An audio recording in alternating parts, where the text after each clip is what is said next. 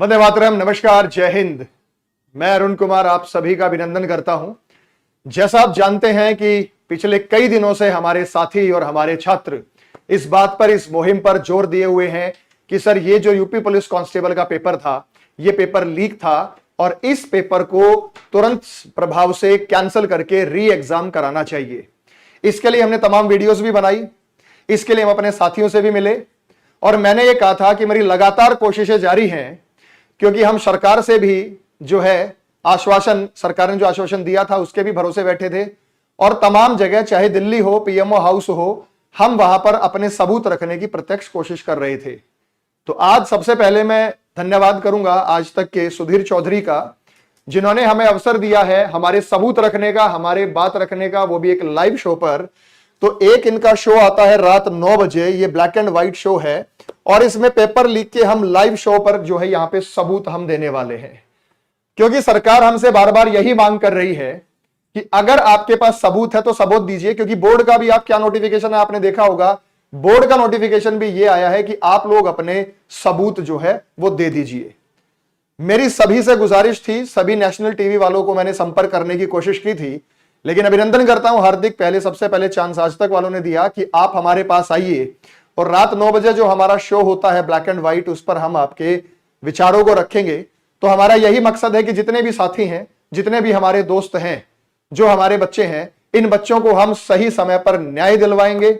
लखनऊ चलने की भी मुहिम हुई है, तो यहां पर मैं सबूत देने के बाद हम कल शाम को लखनऊ भी पहुंचेंगे। तो मैं आप लोगों से विश्वास दिलाना चाहता हूं कि जो बच्चे कह रहे थे कि सर 2 दिन से आप लाइव नहीं आए, कहां हो, बच्चे बिल्कुल भी समय नहीं मिल रहा था। आज भी मैंने अपनी क्लासेस को ऑफ किया है और क्लासेस को ऑफ करने के बाद मैंने वो तमाम सबूत इकट्ठा हमने ऑलरेडी पहले किए थे, लेकिन किस तरीके से अपनी चीजों को रखना एक नेशनल टीवी पे, तो हम उसके ऊपर रखेंगे और हमारा यही जोर रहेगा कि हम सभी शिफ्टों का पेपर कैंसिल कराएं।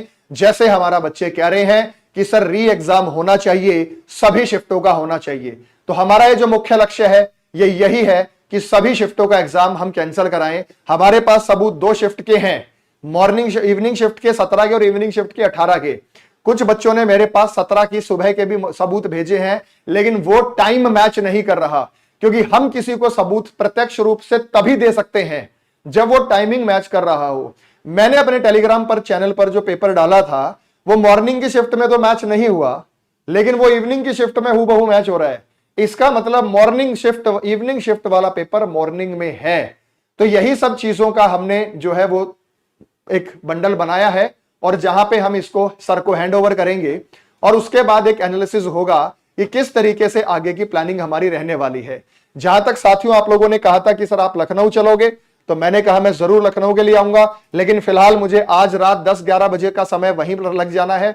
उसके बाद मैंने 1 से 2 मीडिया चैनल में और संपर्क किया है, जहां हम अपनी बात रखेंगे और पुरजोर तरीके से रखेंगे। हम किसी का विरोध नहीं कर रहे, यहां पे हम ना ही यहां किसी की पार्टीबाजी कर रहे हैं, ना हम किसी पार्टी के समर्थन में हैं। हम सिर्फ ये कह रहे हैं कि यह प्रत्यक्ष रूप से अन्याय हुआ है और इसको संज्ञान लेना चाहिए भर्ती बोर्ड को भी। तो हम इस पर अपना पूरी मेहनत कर रहे हैं बच्चे। तो आप कभी भी कोई ऐसा कदम मत उठाइए, जैसे पिछले 1 से 2 दिनों में घटनाएं आई थी स्टूडेंट्स की, जो नकारात्मक कदम, नेगेटिव कदम उठा रहे हैं। आपसे हाथ जोड़कर विनती है कि हम हर तरीके से आप लोगों के साथ हैं। आपको कोई भी नेगेटिव चीज नहीं सोचनी है, पॉजिटिव रहिए। आप लोगों की तैयारी बहुत बढ़िया है, आपने एक लंबे समय से इस प्रक्रिया का पालन किया है, लंबे समय से तैयारी करते आ रहे हैं, बहुत अच्छी तैयारी आप लोगों की है। तो आप लोगों के साथ न्याय होगा। ऐसा नहीं है कि सरकार नहीं बात सुनेगी, सरकार अवश्य बात सुनेगी। सरकार ने जांच कमेटी का भी गठन किया है, लेकिन जहां तक हमारी कोशिश हो सकती है